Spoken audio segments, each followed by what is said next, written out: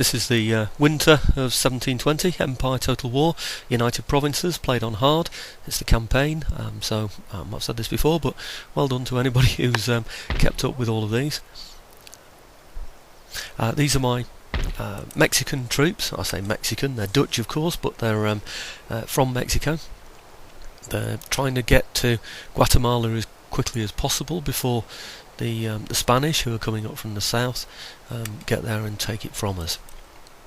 What we're doing is continually replenishing the troops in that area, so that numbers that have dwindled from when we've attacked before and used them previously now need to be replenished. I haven't done this previously because it costs money to look after troops. So if you don't need to be paying for them, why spend the money? Unfortunately now we really have pulled the Spanish chain, and they're attacking all the provinces that they can. A bit like the French did, really. They're being extremely aggressive, to anything on their borders. Just checking, see if we can change one of the ministers again. It's always worth it. Makes things a bit cheaper, really, for us. That's the main thing. Or sometimes speeds up technology rate. Yeah.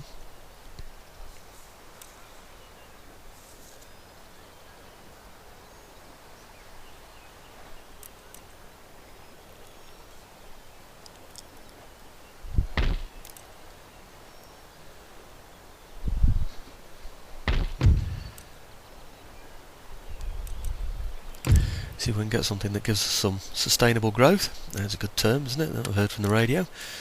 Anything that will enable us to develop further in the future in a way that we can maintain, I suppose is the best way to describe it. So buying more industry there. Just checking what our total income is going to be next turn. I mean, it's not definite, but it's a pretty good figure in my experience. And that's the end of the turn of winter 1720. So we're recruiting new troops in Guatemala. We're moving troops from Mexico down to Guatemala. We're trying to build a fort. It doesn't look like we're going to have time to have it ready for when the Spanish attack us. Looks like it's going to be a bit of struggle holding on to that one. These are my troops that were asked to move towards Madrid. They're going very slowly. A large British fleet there as well, with what looked like an army on it as well, so it'll be interesting to see where they're going. It'd be rather nice if they could take, say, Tangier while I take Madrid or something, Pie in the sky, perfect, wouldn't it? These are the Austrians, moving through Westphalia. Westphalia have been pretty decent friends of mine up until now. They haven't tried anything. I mean, I had to give them total military access, to make them happy, and they've been happy ever since.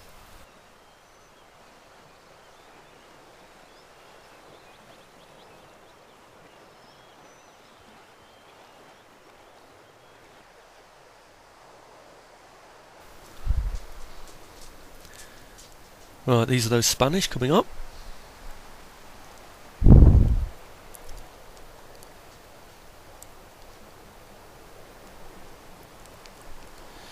think they're only a couple of turns away now, so I don't think we're going to be ready for them, to be quite honest with you.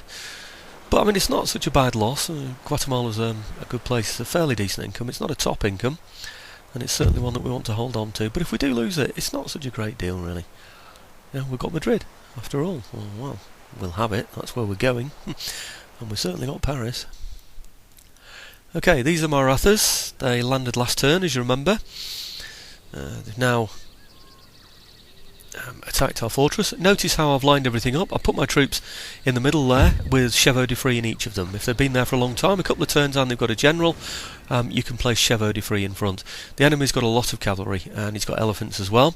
So I've placed my my men between the buildings there. So in other words, we've sort of blocked off the centre of the fort. So anything that comes obviously you can't go through the buildings, so anything that comes from either end there has got to go through the chevaux de fris.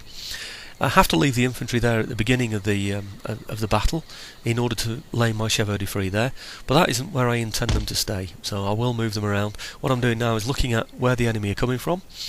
I've put my troops in these positions. I just didn't want to bore you with the 15-20 minutes it took me to get everything in place, so I've gone straight into the battle. You can get an idea how it all works. He's got 2 lots of artillery, he's got lots of cavalry as well, and my idea is that if I put my poorer quality troops on the front, then any artillery fire that does come in, I won't be losing too many of my my best troops.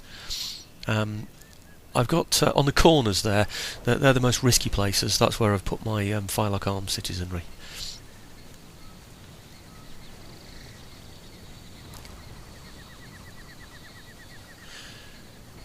Okay, these are the Maratha forces.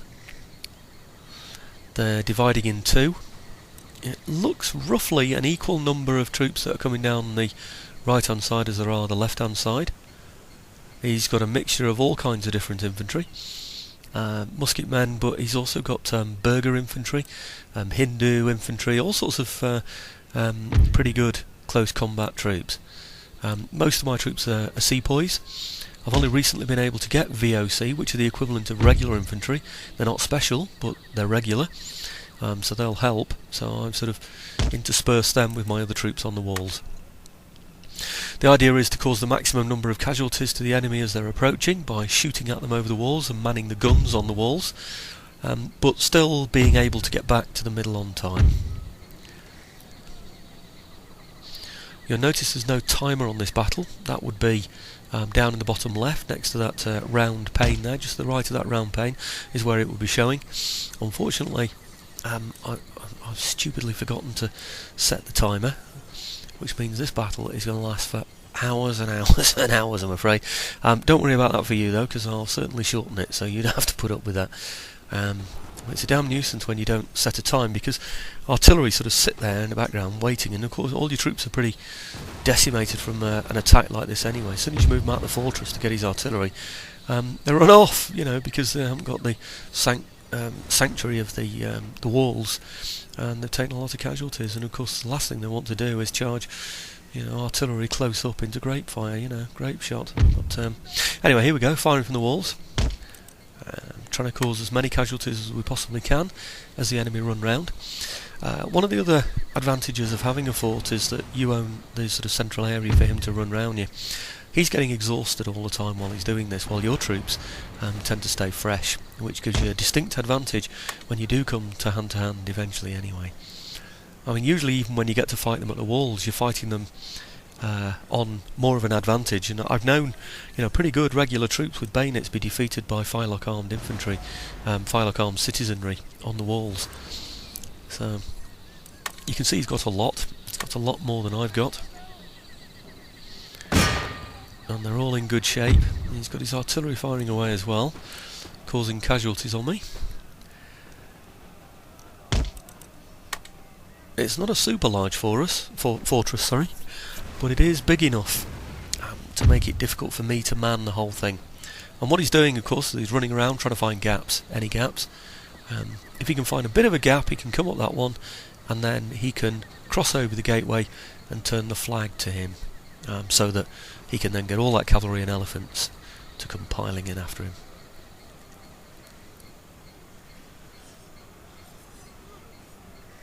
Okay, you see how we're struggling to man everywhere, moving our troops around as quickly as possible.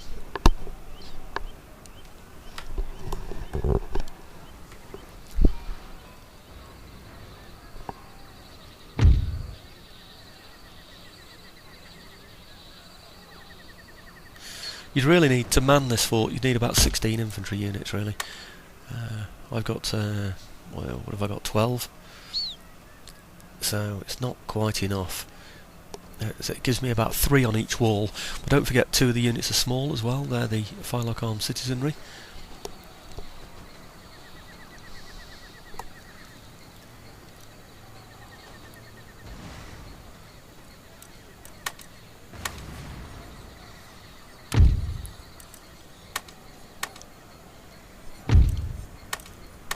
If you look to the left, just where the circle is showing the overall battle site, you can see, even while it's been only to our advantage and we've been firing at him as he's been attacking the fortress, notice the amount of green to the amount of red on there.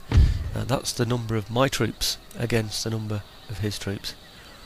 So he really does have a distinct advantage in this, there's no doubt about it.